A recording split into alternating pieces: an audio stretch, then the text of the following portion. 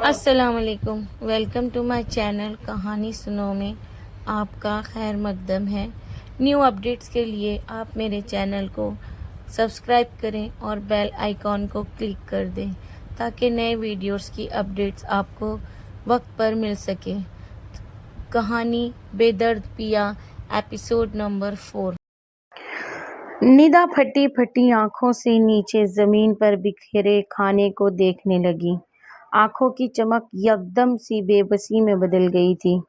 اس نے نگاہیں اٹھا کر پرشکوہ نظروں سے مصطفیٰ کو دیکھا۔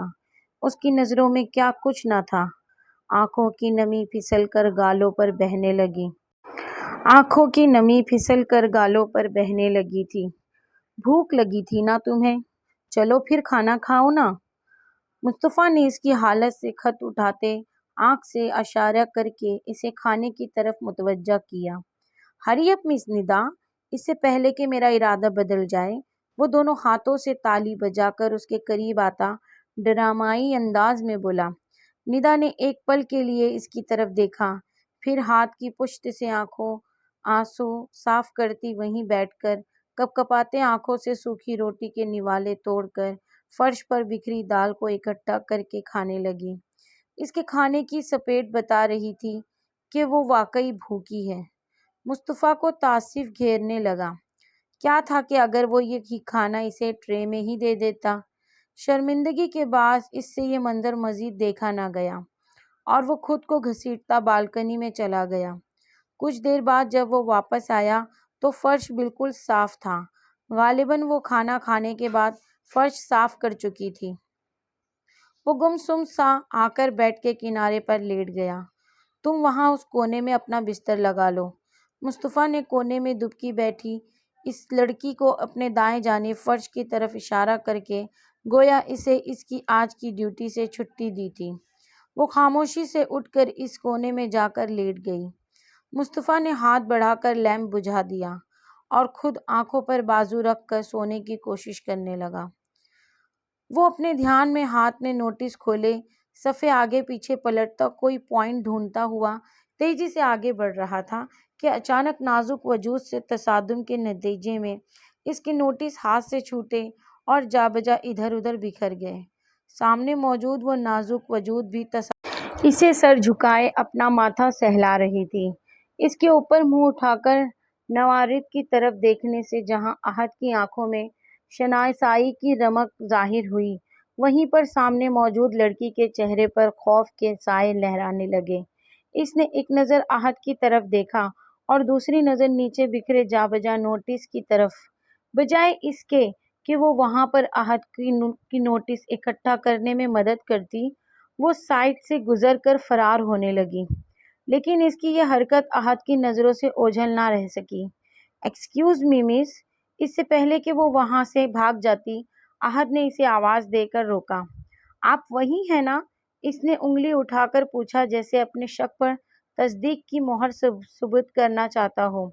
احد کی بات پر اس لڑکی نے بنا کچھ بولے آنکھوں کی چلمن گرا دی، گویا اس کے شک پر تصدیق کی مہر ثبت کر دی ہوئی۔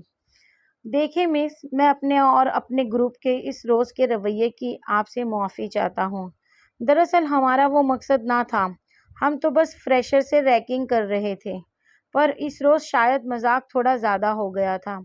وہ انگلیاں چٹکاتے سر جھکائے اس کی بات سن رہی تھی۔ اٹس اوکے، وہ نظریں جھکائے ہی بولی اور بنا اس کی طرف دیکھے سائڈ سے ہوتی ہوئی آگے چلی گئی، اور احد ابھی تک اس کی نظریں جھکائے کنفیوز سے وجود میں ہی کھویا رہ گیا۔ وہ تو شاہان کے فریشرز کے ساتھ ریکنگ کرنے کے بھی خلاف تھا۔ پر ہمیشہ کی طرح آج بھی شاہان نے اپنی ہی چلائی تھی، اور پھر اس معصوم سی لڑکی کا ڈرنا اور یوں رو دینا اسے بے چین کر گیا تھا۔ بار بار اس کی خوفزدہ ہرنی کی مانند غزالی آنکھیں اس کی نظروں کے سامنے آتی اور اسے بے چین کر جاتی۔ وہ تب سے اس لڑکی کو اس سے ایکسکیوز کرنے کے لیے ڈھونڈ رہا تھا، اور آج قسمت نے اسے بالآخر موقع دے ہی دیا تھا۔ پر اس سے ایکسکیوز کرنے کے بعد دل سے بوجھ تو کیا ہٹتا، پر اسے لگ رہا تھا کہ جیسے اس کے جانے کے بعد دل جیسے بالکل خالی ہو گیا ہو۔ وہ اپنے بالوں پر ہاتھ چلا کر جیسے خود پر ہی ہنسا تھا۔ جتنی ٹف لائف اس نے خود کو سٹیل کرنے کے لیے اس کے بعد بھلا ایسی خرافات کی اس کی زندگی میں کیا گنجائش رہتی تھی؟ وہ بس اس لڑکی سے شرمندہ تھا، اس لیے اس کا دل اسے سرزش کر رہا تھا۔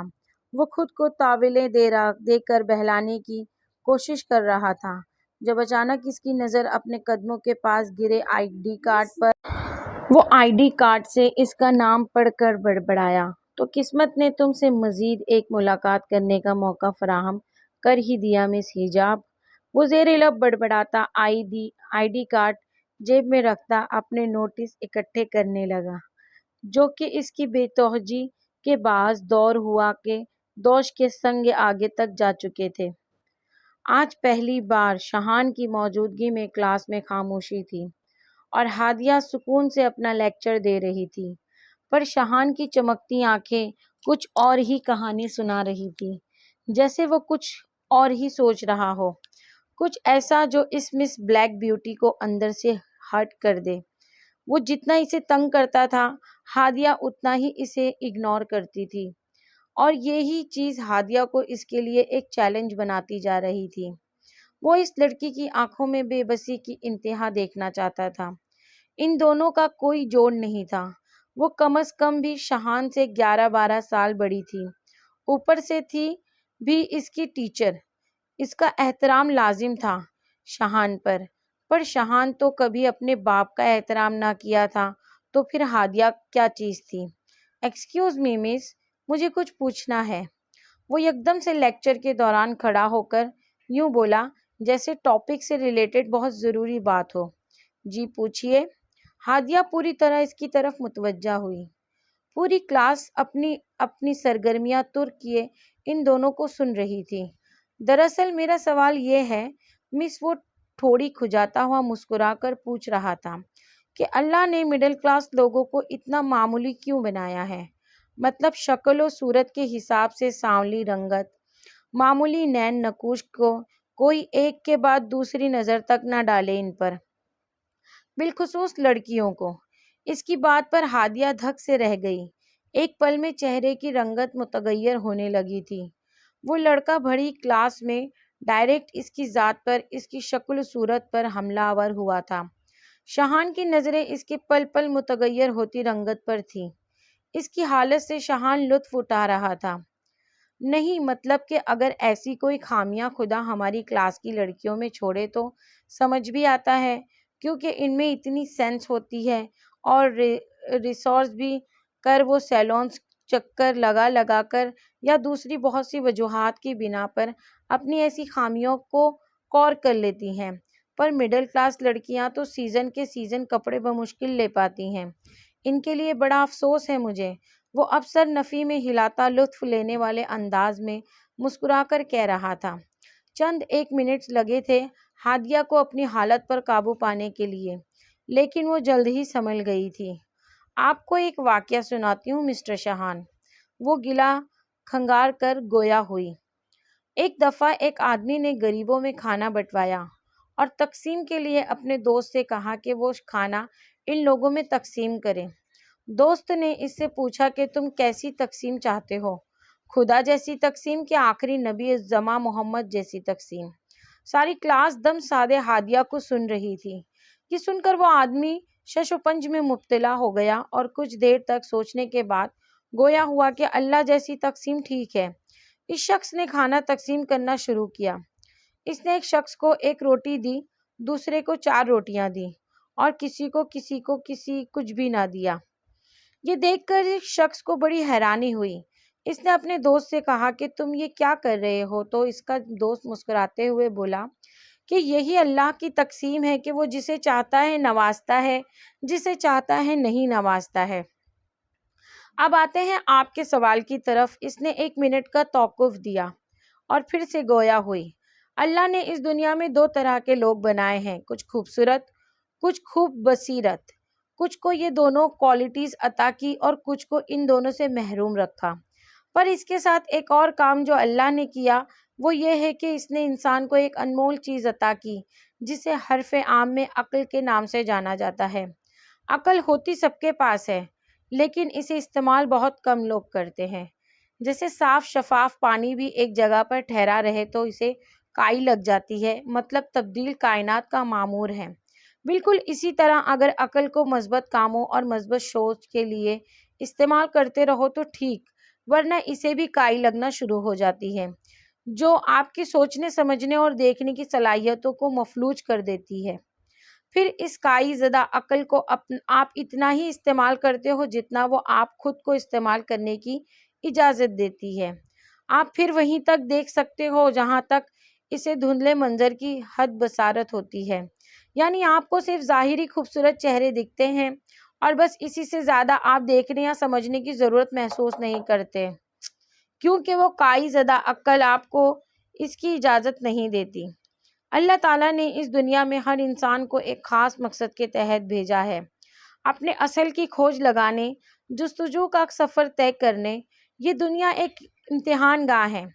فرض کریں کہ آپ کمرہ امتحان میں بیٹھے ہیں، آپ کا پرچہ آپ کے ہاتھ میں ہے اور آپ بجائے اپنا پرچہ حل کرنے کے کمرہ امتحان میں بیٹھے دوسرے لوگوں کا جائزہ لینے میں مصروف ہیں، ان کی خوبصورتی، بدصورتی اور ان کے کپڑے جوتوں پر فوکس کیے ہوئے اپنا وقت ضائع کر رہے ہیں۔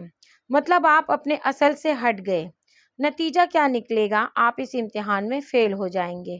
اور بقول آپ کی کلاس کی لڑکیاں اور عورتیں اپنے پیسے کے بل پر اپنی خامیوں کو کور کر لیتی ہیں، لیکن کیا دنیا میں آنے کا ایک یہی مقصد رہ گیا ہے؟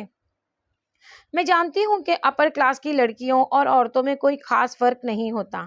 آئے دن سیلونز کے چکر، فلنگز، سرجری، سکن ٹائٹننگ اور ینگ رہنے کی کئی ادویات جو انہیں اپنے عمر سے کئی گنا کم دکھاتی ہیں، پر ابھی بھی میرا سوال وہی ہے کہ ان کی عقل صرف انہیں چیزوں کے گرد گھوم گھوم کر کائی زدہ ہو جاتی ہے، جو انہیں ان سے زیادہ سوچنے کی اجازت نہیں دیتی۔ پارٹیز، گیٹ ٹوگیدرز، ڈائنیز، ڈسریز، جویلری اور اپنی فینٹیسی پر سب سے اہم بات کہ اب تک آپ آخر کب تک وہ یوں اپنی فینٹیسی مینٹین کر رکھ سکتی ہیں؟ 40 سال، 50 سال، 60 سال یا زیادہ سے زیادہ 80 سال؟ اس کے بعد آگے کیا؟ وہ کائی زدہ عقل انہیں اس مقام تک پہنچنے کیوں نہیں دیتی کہ اس کے بعد کیا وہ رہتی دنیا تک یوں اپنے مقصد سے پھر کر صرف ینگ اور فٹ رہ سکتی ہیں؟ ظاہری بات ہے کہ نہیں۔ مٹی کے انسان نے مٹی میں ملنا ہے، ہر جاندار انسان نے موت کا ذائقہ چکھنا ہے۔ وہ ٹھہر ٹھہر کر بول رہی تھی۔ کلاس میں پن ڈراپ سائلنس تھا۔ خوبصورت ہو یا قبول صورت، سب نے ایک ہی جگہ جانا ہے، کیونکہ یہ دنیا ایک خوبصورت دھوکہ ہے۔ اس کی شہرت بھی دھوکہ ہے، اس کی جوانی بھی دھوکہ ہے، اس کی دولت بھی دھوکہ ہے، کیونکہ اس دنیا میں سب کچھ فانی ہے۔ اس کلاس میں بہت سے خود سر اور مغرور لوگ موجود ہیں، مگر وہ کچھ بھی نہیں۔ آپ سب بتائیں، کیا فرعون سے زیادہ خود سر اور مغرور بھی کوئی تھا؟ فرعون سے زیادہ بھی دولت مند کوئی تھا؟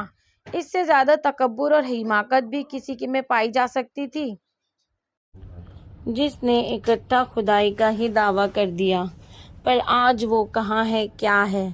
وہ رہتی دنیا تک کے لیے مقام عبرت ہے، اور ہمیں اس سے عبرت پکڑنی چاہیے، کیونکہ جو لوگ گزرے ہوئے لوگوں سے عبرت نہیں پکڑتے وہ رہتی دنیا تک کے لیے عبرت بن جاتے ہیں۔ امید ہے مسٹر شاہان کہ اب آپ کو میری بات سمجھ آ گئی ہوگی اور آپ کو آپ کے سوال کا جواب مل گیا ہوگا۔ اپنی بات ختم کرتی، وہ چیزیں سمیٹتی، مضبوط چال چلتی کلاس روم سے باہر چلی گئی۔ تمہاری یہ جرأت کہ تم مجھے فرعون سے ملاؤ۔ شاہان نے زور سے ہاتھ کا مکہ ڈیسک پر مارا۔ وہ تو سوچ بھی نہیں سکتا تھا کہ وہ اس کی بات پر یوں بھری کلاس میں بھگو کر اسے جوتے مار کر چلی جائے گی۔ اس کے خیال میں تو یہ ہادیہ کو اس کا طنز سمجھتے ہوئے سر جھکا کر کلاس سے واک آؤٹ کر جانا چاہیے تھا، پر وہ تو اس کی سوچ سے بھی 4 ہاتھ آگے نکلی تھی۔ مس ہادیہ، اب میں تمہیں فرعون بن کر دکھاؤں گا، بچ سکتی ہو تو بچ جاؤ۔ وہ غصے سے پیچ و تاب کھاتا آگے لالم عمل تیار کرنے لگا تھا۔